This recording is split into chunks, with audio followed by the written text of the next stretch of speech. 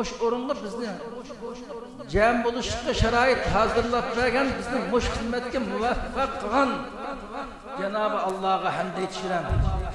Demek ki bizim muş orunga jam buluşunuz nurgun tosalgılağa duş geliş arkalık tosalgılağını yenip ötkendiğin kin valifiyatkan bir mesele.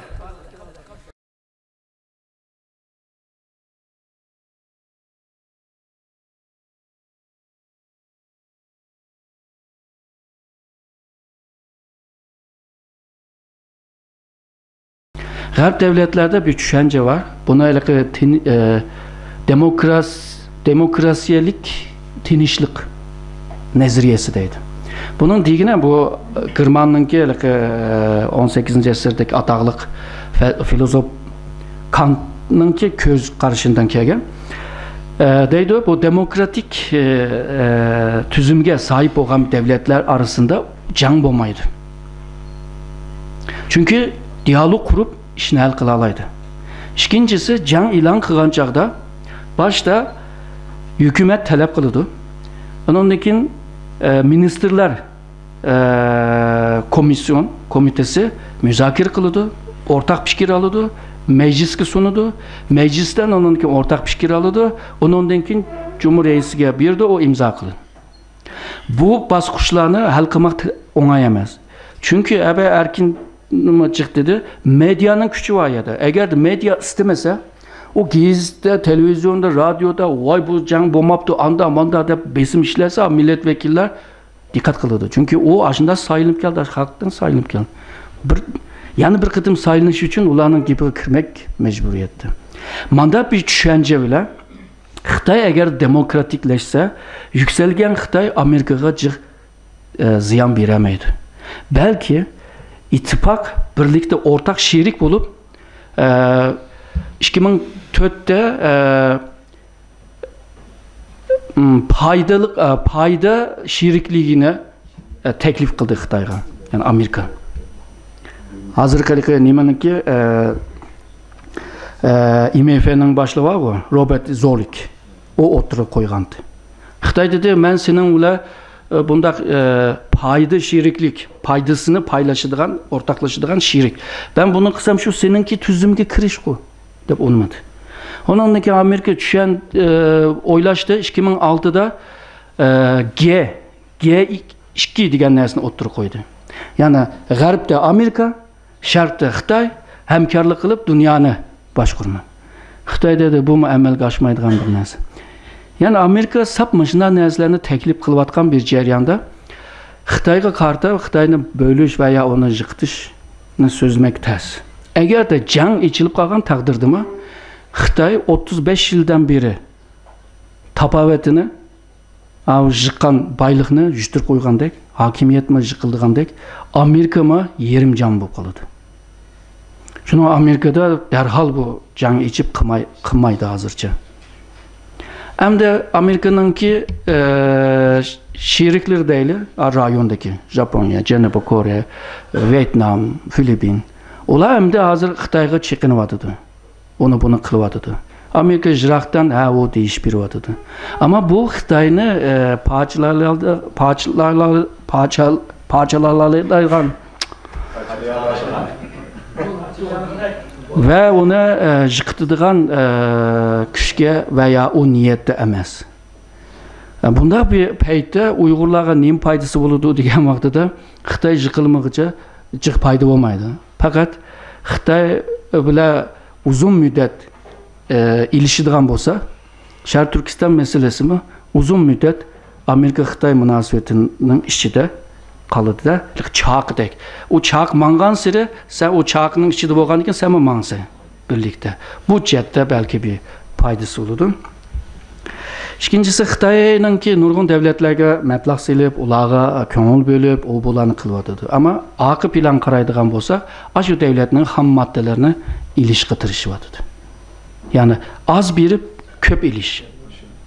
Yani bunu qilyapti. Fakat o devletler bunu düşünememdi, düşünelaydi. Ama o devletler taraqqiyati bo'lmagan devletler. Şununla ularning qilalaydigan ish shu ham moddani setib taraqqiyotga yo'nalish. Amal yo'q. Xitoy mı bunu biladi? Yol yasab berdi, maktab sep berdi, doktorxona sep berdi. Qara nurg'un ishlarni qilyaptim, ammo onun yanında o necha doktorxonanki xammatini ilib ketalaydi-da endi. Burun misalga Vietnamning taraqqiyotiga mablag' solgan. Va ba'zi pullarni bekor bergan.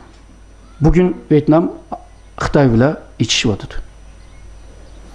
Atuk misalga Sudanga mablag' soldi. Sudanning ahvolini bilasizlar, energiya janub tarafda. Energiyani ishlab chiqaradigan zavodlar shimol tarafda. Ondan keyin dengiz chiqishdagi port shimol tarafda. Hozir Xitoy nurg'un mablag' soldi. Bu davlat ikkiga bo'lindi. Ikkiga bo'lingandan keyin bularni birlashtiramadi Xitoy. Ya buning bilan nim qilmayotdi, ishni hal qilmayotdi, ya uning bilan hal qilmayotdi. Ya'ni 2003'ten itibaren İran'a 34 milyar dolarlık meblağ silyapti. Bu 30 yıllık meblağ. İran bir günü Xitoyni ha deydi, ati yana Xitoy xap bo'ladi. Xitoy Birleşken Devletler'ninki daimi a'zosi bo'lg'achqa ba'zan da xalqaroning talablariga bo'ysunmoq lozim. Shuning bilan ularga bo'ysungan hammatlar İranlar Tahrandagi metro nimisini to'xtatib qo'ydi. Darhalla bu Niptning ishlab chiqishini to'xtatib qo'ydi. Darhalla telekommunikasyondan nima deymiz endi? Telekommunikasyon to'xtatib qo'ydi. Ya'ni manda ahvolma bor. Ya'ni Xitoy har sog'an mablag'ninki qarshiligini ola olgan emas. Ag'ami bor tabii. Xitoyninki g'arb davlatlar bilan munosabati yaxshi bo'lmagan davlatlar bilan yaxshi munosabatni qurib, menfaat, ya'ni g'arb davlatlarining bisimiga qarshi ayada menfaatni ilishga tirishyapti. Bu xil davranish atugün, bugün emas, atugün Xitoyni ayiblaydigan paket bo'lib qoladi. Atugün. Javob beraldimmi bilmayman. Vallahi sualni bo'lsa bek chiqolmayman, ammo az bo'lsa jiq savol olgan bo'ladi. Endi bundan keyin nima qilamiz suolni? Ikki savol so'rayman bir odam. Men qo'limda bir savol bor. Men savol burun kelgan bir savol bor. İnşallah az anlıyorsunuzdur inşallah. Xitoyning nopos tamponsizligi maydonga kelganidek Uyg'urlarning nopos tamponsizligi bo'lamdi. Chunki Xitoy Uyg'urlarga to'g'ri cheklamasi siyosati ijro qilyapti deb turibdi. To'g'ri, tamponsizlik bo'ladi. Xitoy nüfusi hozirgacha hamda rasmiy raqam qargan vaqtida 47 deb ko'rsatyapti, ba'zilar 49 deb ko'rsatyapti. Ya'ni Sharq Turkistonninki nüfusun tamponligi buzilib bo'ldi hozir. Hamda uni qanday qutqizish degan yerda hamda ba'zilar deydi, mamlakatning ichida Xitoyni degan urf sep shu haydasa bir narsa bo'ladi deydi. To'g'ri, millatdan evvel 60 yılında Xitoy Sharq Turkistonda bir valilik kurdu. Vilayet, hazırki otonom rayondaki. Ve çık nüfuslarını aşağıya köç yükledi. Xeyli yılgacha millattan keyingi 23 yılgacha muşta devam kıldı. Yani 40'lık yıl. Ama onundan keyin Xitoy bu yerdan chiqishga majbur qoldi, chunki isyonlar chiqdi, Xitoyni urib ochna chiqadi. Va Xitoy nüfus qolmadi. Tang davlati vaqtida nüfus yetgidi. 627'de bir Xitoy Budist rahibi Hindistonga mangan vaqtida mushu bugünkü Issiq yo'lning atrofida 300 aylik Xitoyning borlig'ini va ularning kiyim-kechaklarning hammasining turklashganligini, ko'k turklashganligini, tilining buzilib bo'lganligini u bunda deyotdi. Manchur davlati vaqtida nurg'un Xitoyni yo'tkidi va nurg'un shu Manchurda ularcha xatolashgan nurg'un Xitoylar bor, hammasini palidi bizning mamlakat. Ama 47'deki nüfusga qaragan vaqtida, nüfus statistik qaragan chaqda Xitoyning nüfusu %5 ga bormaydi. Sharq Turkiston nüfusu. Yani tarixdagi bu vaqal bu taraqqiyotda vaqalar qaragan chaqda Xitoy nüfusu qanchalik ko'p kelgan bo'lsa-mi, keyin ya erib ketganini ko'rdik, abaqa Budist rahibini degandek, ya da ketib qolganligini ko'rdik. 79'da Xitoy-Vyetnam urushi bo'ldi. Vaqtida men Lanzhouda o'tirib maktab o'qiyotgan vaqtimda to'liq o'tirib maktabda. Bir kunlarda Lanzhouga yomon nüfuslar ko'payib ketdi-da shahar ichiga. Shu nima? Poyezd stasyonida degan Xitoy degan mig'mig' bo'lib ketdi. Nereden geldi? Xinjiangdan keldi. Nima bo'ldi? Voy, Xitoy Vyetnam bilan urushdi. Ruslar hamda Sharq Turkistonga kirib, hamda bu Xitoyni jazoladi. Xitoy degan qash. Ha bir Latipama bor, balki bilasizlar. Ha bir Xitoylar qechib yurgandan keyin hali nimalarni azan setish boshlabdi-da. Bilasizmi? Ha birisi aqsiga telefon ochqidak. Yo, aka, bu Xitoylar azan setyapti, olaylikmi, olmaylikmi? Hey, sarang debdi. Ular qechib ketgandan bizga biga qolmamdi deydi. Hamda bu bir tarafi.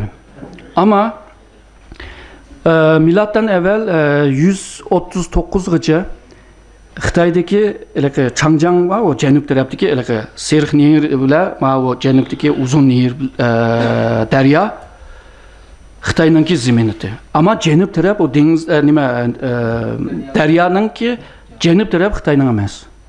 Ama bugün Xitoylashdi. Misalga bugün Hong Kongliklar men Han Chinese demeydi. Yani men Han milletinden emas deydi. Men yalğızla Chinese deydi. Yani Xitoycha deganda Zhongguoren deydi. Men Hanzurin demeydi. Çünkü ular keyin assimila bo'lgan. Yani Xitoyda assimila bo'lgan ahvol mi bor? Yo'q emas. Mushu 100 yıl evvel Gansu Qinghayni Xitoyninki zemini demek için pek tersdi. Bugün hiç kim Gansu ezelden beri Xitoyning toprağı degan gapni deyishning hojati yo'q. Çünkü Xitoylashdi. Şununla her iki ihtimal mevcut. Belki birinci mevcudiyeti chet eldagi tashkilotninki ta'siri, kapasitesi kuchiga tayinadi deb o'ylayman. Xalqaroninki bismi bilan bu belki hal bo'ladi deb o'ylayman. Agarda Xitoy demokratiklashgan vaqtidami Sharq Turkistonliklarninki mustaqil talabimi ters ahvolda qoladi. Yani bundan bu şekilde tushuntirayım. Allah razı olsun. Sohbetimizde yana mehmanlarımız var. Bence uzatmayla berilgen seminer nayeti keng dairlik bo'lganlik uchun jiqnaslar ashuni o'zining Allah'ını analiz qilib yo yaxshi nima qilsak bizga jiq yo'l chiqdi hazm qilsak rahmat aytamiz. Allah razı olsun. Jiq manfaatlik so'zlarni, bilimlarni aldık. Ben ahirqatim bir savol so'rab olay o'zimning foydalanib hamda. Ma biraz qachoq oldu. Ben kendim sorayım diyorum qachoq. Hazır hem de bu xalqaro bu Sharq Turkiston davosida hem de ABM degandek şu amil var hem de mücadele beriyotgan hem de bir şekilde. Hem de deylik ki hazır xalqni bunun içinde xalqni qo'zg'ash hareketi qurolliq to'qinish yoki partizanlik hareket elib berish degandek masalalarga Sharq Turkiston davosidagi omillar shu narsaga kelsa bugungi vaziyatni yoki foydali ko'rib ya bir narsa deb ayna qiysoq bo'lamdiki deb bu narsa kelsa yuqoridan nurg'un narsani ko'rdik. Yani xalqaro munosabat Xitoy ilishki manfaatlari Xitoyni yiqitishni istamaydi ammo anda boshqa degan qarag'an chaqda endi xalq cho'ng kuchlar Amerika falan shunga o'xshash va yoki bölgelik kuchlar va yoki Turkiyaga o'xshash yoki Sharq Turkiston masalasiga munosabatlik davlatlar buningga qanday qaraydi? Qo'llamdi yoki yetim qoldiramdi, to'sab qo'yamdi, buningga qanday qaraydi? Siz bugungi analizingizni qanday ko'rasiz? Evet, rahmat. Hammasiga yani vatanni xalqni baharga o'xshash bir harakat chiqarish harakati bo'lib qoldi. Suriyada hozir tormozlanib qolgan bir masala bor. Xalqning manfaatiga mukammaydigan bir bu ishkili harakatga qanday qaraydi? Bu 19. əsrdə bir ataqlıq strateji mütəxəssisi var, Clausewitz. Onun gibi həm də hazır nəzriyə, xalqara münasibətlərdə bunu nəzriyə də gördü. Əskeri güc ya da kural yolu ilə hərəkət qilish bu siyasətinin ən axırda işlədilən güc. Başta siyaset ile hal qilish lazım. Bu hal olmagan takdirde ondan keyin kuchni ishlatdi. Kuchni ishlatgan vaqtida mi zemin ve mekan, yani fırsat ve muhitni ko'zladi. Muvafiq zamanda onu ishlatgan takdirde mi xalqaro siyosatdagi o kuchlarni benim diyemaydi. Ama bunda bir paytda aybaqa degan fırsat ve muhit paydo bo'lmagan takdirde xalqaro, yani Uyg'urlarninki siyosiy faoliyatlarni qo'g'dab turdi. Chunki Xitoyninki bundaq yükselishi, ondan keyin biz shu 1800'ning oxiri 1900'ning beshida bütün Cihangirlar bizni bo'za qildi. Biz shu psikologiya bir patolojik bir tushunchasi var. Yani kasallik bir tushunchasi var. Ashlar bizni bo'za qilgan, amdi kuchlarimiz ko'rpaqa men qanday nochi degan bir psikologiya bilan dunyoga qarayotdi. Shuningga erkinlar biz Angliyaga borgan vaqtida Angliyaninki eng atoqli bir strategiya markazi vardı. Onunki Xitoy mutaxassisi biz bilan parang qancha deydi. Xitoy bak adab kitbardi. Gapga kirmayotdi. Benim desem anlamaya o'rnidan qopab nim deysa deb deyvaylayotdi. Bu qanda degan gap deb ashni deyotdi. Yani demek ki G'arb davlatlarininki rasional, yani rastchil o'ylagan vaqtida Xitoy bilan to'qnashma veya ziddiyat chiqarmagan bilan ichida Xitoyga bo'lgan o'chmanligi ichida bor. Ama fırsat zemin shu tayyor bo'lgan vaqtida qurolliq harakat cho'qim ishga shu nimaga kirish lazım. Çünkü o siyasetninki bir asbobi. Yani siyasetni mang'uzgandan keyin o qurol kuchini ishiltish lazım. Vaqti soatiga qarmaq lazım deb o'ylayman. Sualimning bir qismi qolib qoldi deb o'ylayman. Endi hozir dunyoning ham yerida xalq harakatlari patlatadi. Bizning vatanda ham tashkillik bir xalq harakatining chiqishi biroz qiyin, ammo Urumchi qatlamiga o'xshash voqeaning kelib chiqishiga o'xshagan bir voqeaning patlab chiqishi. Buningda endi chet eldagi harakatlarning moslashib bisim uyg'unlashishi bilan xalqaro kuchlar buni qanday qaraydi, bu davom etsin yoki foydalanayli bu ishdan deb qilamdi. Bu ishdan foydalanaylim demaydi deb o'ylayman.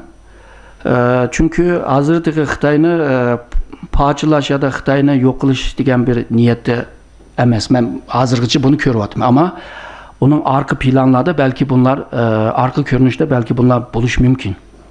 Çünkü devletlerin arasındaki münasebet tamamen menfaat münasebeti. Menfaat doğru gelmegen vakti de ziddiyet başlaydı. Hem de başka bir misalını biri bunu düşündürey. Ötkende Xotan'dan Ürümchiga uçkan aeroplanda 5-6-7 kişinin ki bir hareketi oldu.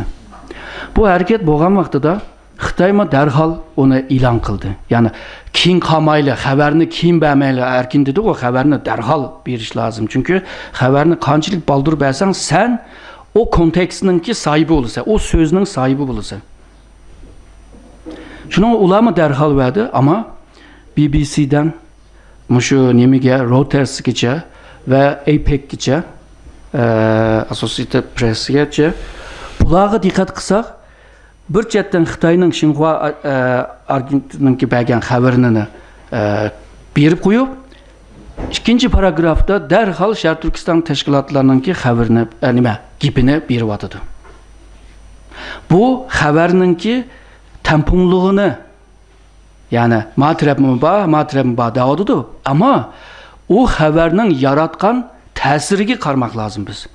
O ta'sirda nim bor degan vaqtida G'arb davlatlarininki matbuada veya şu medyada Uyg'urlarga Uyg'ur demismi Xitoyga qarshi chiqqan kuchga bir hissaschilik bildirganligining yipiqlik holini ko'ryapmiz. Sizlar axborotlarni qilyapsizlar, bilasizlar. Biz bu tadqiqotni qilyapmiz. Yozgan narsalarimiz bir narsa berib bir narsaga ta'sir etsin deymiz, shuni. Ya da Xitoy haqida yozgan meningki dokladlarim hukumatda bir ta'sir etsin deb o'ylaymiz, shuni. Shuningdek, hozircha bu kichik bo'lsa-mi, az bo'lsa-mi Sharq Turkistonning ichidagi bu vaziyatlarga bir ko'ngil bo'lish bor. Xitoy mutaxassislari buni texmi oshirib davodadı.